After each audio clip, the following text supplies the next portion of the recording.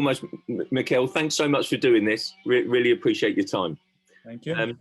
I was just first going to kick off, really. I mean, Man United Arsenal conjures up one of the great English football fixtures, doesn't it? I mean, what does it mean to you? I completely agree with you. And since I was in this country and I was watching the Premier League, it was the most exciting game probably of all season, as well the rivalry that it was between the two clubs on that moment, because they were constantly fighting with each other for the Premier League title. It was tense, it was emotional, and it was passionate, and some really good games and situations that occurred there. Anyone particularly stand out in your memory? Obviously, you played in a few, didn't you? Well, when Arsenal won the title. Yeah. Probably. Yeah, I mean that was a great occasion, wasn't it? Yes. Fantastic. Yeah. Listen, I guess everyone can see, Mikel, the impact that you're making on the team and indeed on performances. How important is it now to kind of stamp that authority on a result and on a big occasion like this? Well, this is the challenge now. We've done it against some big teams already. Now we have to do it in a consistent way. I'm not concerned about the performances, as you mentioned, because you can see the trend and how we are evolving. It's just those margins, how we manage those margins within the games and those game moments to try to put wins, and not lose those games that, they were against Liverpool when we had two or three big chances to do what they did. The same with Manchester City. And the other one against Leicester, probably a different games because they approached the game in a really different way. But again, we will go to Old Trafford with the same mindset, try to go there and win the football match and improve every 3-4 days a little things that they're in our process, and hopefully be a more solid and a more ruthless team week in, week out. Sure, yeah.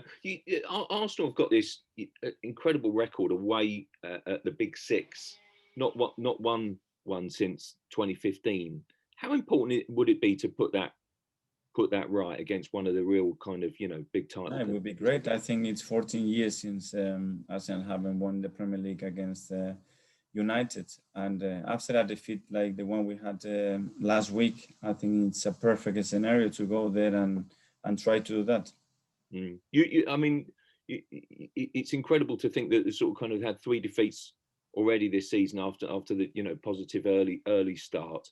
Liverpool, I think last season won the title, losing 3 all season. I guess you probably can't afford another defeat at this stage, can you? Yeah, I think all the teams we're gonna be there. But you look at the table this season comparing to last season is a completely different league for everybody. The way we lost some of the games as well has been special, but of course the margins become smaller and smaller.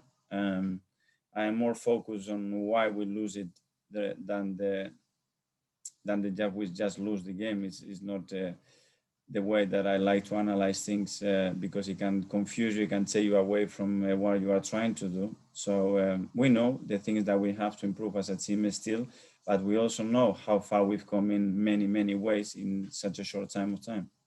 Yeah, sure. Do you think it will be a crazy season? Do you think it will be a season where, you have this complete unpredictability where, if it's in a normal season, you probably can't afford to lose, the maximum you can afford to lose and winning the title is 4 or 5. It might be far more than that. It's just one of those crazy seasons. I think we don't know because obviously it's unprecedented what we are facing. What I can tell you, obviously, when you are trying to build a new project, there is something that you need, which is your people and your crowd. If you are not able to generate that synergy, that cohesion, that unity within them, and to feel that they belong to what we are trying to do, that they feel united, they feel close to what we are trying to do, is really difficult. And I'm now suffering when they are not in the stadium because I really want to see them closely, not on TV, closely what the team is trying to do, what the players are putting in, to feel that connection with them. So they will be then really participating in what we are trying to do. And that's a really powerful thing to do. And if you see in this country a few examples of how important that is when you are trying to build something, it's a shame. It's a shame that we don't have it, but we're just trying to adapt and try to make the best out of it. Because One more coffee. sure, I was just going to ask you about sort of kind of creativity, Mikel. It was just, you know, I guess that sort of just creating the chances, kind of finding that right blend or balance. That's probably the biggest factor at the moment, isn't it? Because Absolutely, I think in the rest we've come a long way. I agree with you that this is the next step. It's true that we haven't faced those low blocks since I've been here a lot. To be fair, it's not been the case. It's something that we have to train more to get clear where we need to attack, why we have to attack certain blocks in certain positions with certain numbers of players, and we'll get better at it.